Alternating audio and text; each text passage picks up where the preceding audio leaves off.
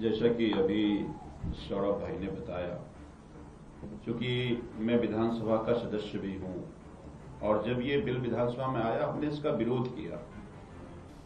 ना केवल विरोध किया, हमने अमेंडमेंट दिए। हमने कहा कि हो सकता है कि आपसे गलती हो गई हो, हम विधानसभा के सदस्य हैं, हम आपको बताते हैं कि किस तरह से अगर ये बिल लेके भी आते हैं तो ये बिल जनता के हित में कैसे बनेगी। और हमने वो तमाम उनको अमेंडमेंट और सुझाव उनको दिए। हमने कहा कि इसमें वोटिंग होनी चाहिए, तो वोटिंग हुई। हमने डिवीजन ऑफ वोट्स कराया।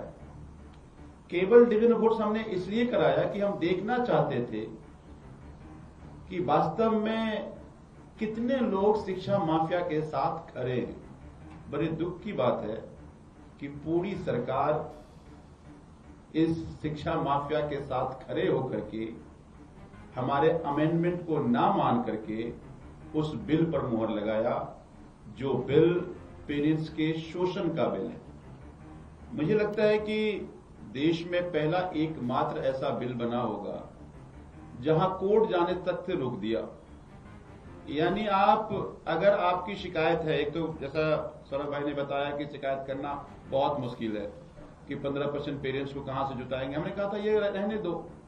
हमने कहा था कि भाई कमेटी बना रहे हो, वोट जो भी पेरेंट्स कह रहे हैं कि भाई वोट करा लो, एसोसिएशन का वोट हो जाए, उससे पेरेंट्स आ जाए।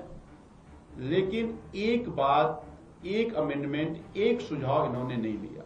बस कारण केवल इतना था कि पूरे के पूरे बिल में सारा पावर केवल मंत्री के पास है, डायरेक्टर ऑफ एजुकेशन के पास है। यानी अगर लूट खसोट का सेंटर अब वो शिक्षा मंत्री उसके बन जाएंगे, और अगर लूट खसोट हो रही है तो आप कोर्ट नहीं जा पाएंगे। तो जब तक कोई इंडिपेंडेंट, कोई तीसरी बॉडी के पास आप शिकायत ही नहीं करेंगे तो करप्शन रुकेगा कैसे। तो ये बिल ना केवल पेरेंट्स के शोषण का है, ये बिल शिक्षा माफिया लगातार जो स्कूल फी बढ़ा रहे हैं उसके संरक्षण का और लूट खसोट का केंद्र बन जाएगा, और उसको आप कानूनी तरीके से वैधता ये बिल प्रदान कर रही है। आप लोगों ने देखा कैसे आशीष सूद ने पेरेंट्स के साथ बातचीत की। ये वहां पे है जहां पे खुद आशीष सूद ने टाउन हॉल बुला के कहा कि हम पेरेंट्स के सवालों के जवाब देंगे। आशीष सूद से जब पेरेंट्स ने सवाल पूछे तो बोले लिख के दे दो, लिख के दे दो।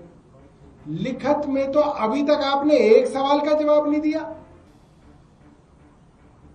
और वहां पे पेरेंट्स को धमका रहे हैं मोबाइल बंद करो। पुलिस के अधिकारी वहां पे टाउन हॉल मीटिंग में खड़े किए गए, जिन्होंने हर पेरेंट को रोका कि नहीं मोबाइल मत चलाना, रिकॉर्डिंग मत करो। ये छोटी मोटी रिकॉर्डिंग भी किसी ने चोरी छिपे की है। और आशीष सूद की भाषा देखिए, क्या एक मंत्री की भाषा है। कह रहे हैं कि मंच मैंने सजाया है, मैं खाना खिला रहा हूं, तो प्रचार भी मैं ही करूंगा, तुम्हारा कोई ना करूंगा। ये मंत्री हैं? क्या ऐसे लोग मंत्री बनने लायक हैं दिल्ली में? और वो भी शिक्षा मंत्री। मुझे तो लगता है इनको खुद शिक्षा की जरूरत है अभी। ऐसी भाषा, ऐसी धौंस, बहुत शर्म की बात है।